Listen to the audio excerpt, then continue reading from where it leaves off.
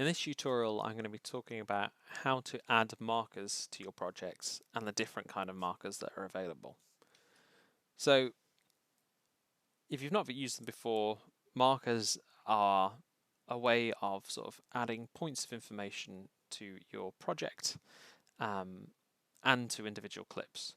So, at the moment, I've just got nothing selected and I've just hit M for marker. You can see it's added this little blue icon here. I can add another one and another one, and there you go. So why would you want to do this? Well, there are plenty of reasons. One might be that you just want to remember that something exists at that point in the clip. So if you double click on the marker, it brings up this little editor. So you could rename the marker if you want, and say something cool happened. So why is that useful? Well, if you click up here on the index, you can come across and click on tags, and you can see the markers that I've added and where they are. So you can come back to find specific moments in your project that you are interested in. Another reason why this is useful can be if you're trying to sync up sound to video. So I haven't got an example of it here in the project, but imagine you had someone clapping their hands in order to synchronize the audio, and you weren't able to use the built-in synchronize feature.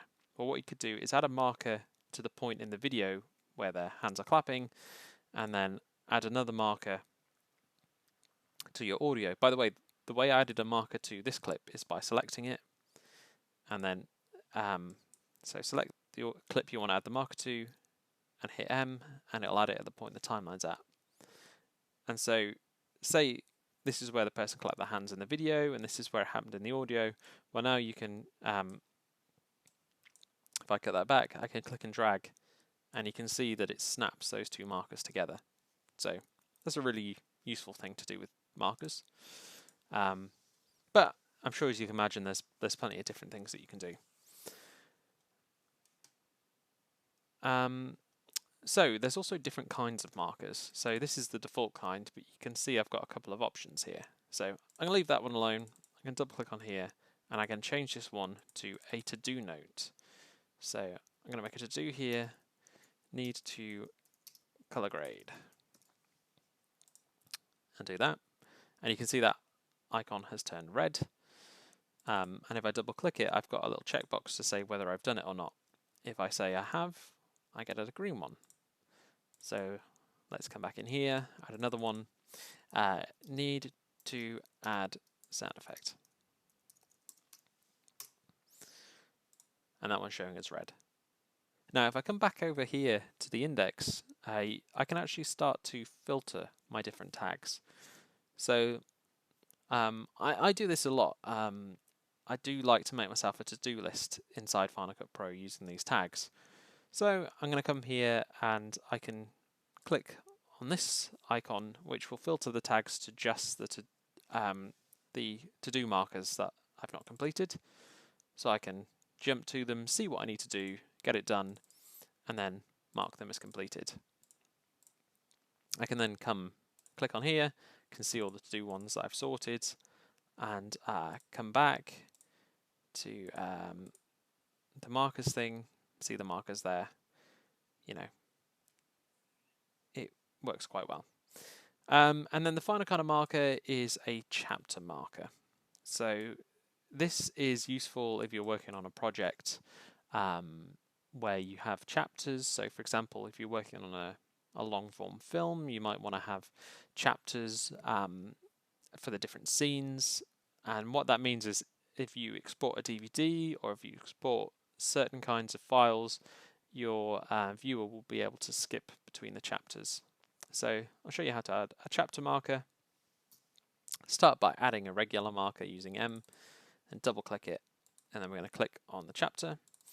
So I'm going to call this chapter 1, and then add another one here, chapter 2.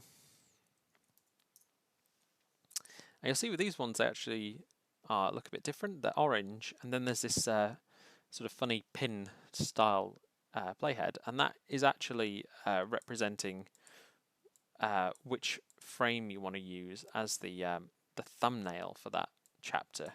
So if you imagine sort of in a DVD, and you had a menu of the different chapters, this would be the image that showed for that chapter.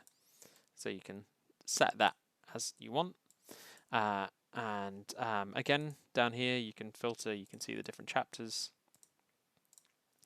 And if we go to export this file, you can see we've got an option to include chapter markers there, which then means you'll be able to see those markers in players that support the chapter markers. So now you've made your markers, how do you move them? How do you delete them? How do we sort this out? So if I click this marker and try and drag it, it won't move. So what you need to do, cut, and then a paste, and the marker will move that way. And if you want to create a copy of it, click copy instead, and then when you paste, you get that same marker appear again. And then if you want to get rid of them, just right click, delete, right click, delete, right click, delete, and you can do that. You can also see that I can change the kind of marker, so I can change this to a standard marker just using that drop down. And of course the other way to delete is to click delete on the pop-up menu there. So that is how you add, remove and change markers. Thank you for watching. If you want to see more tutorials, please subscribe.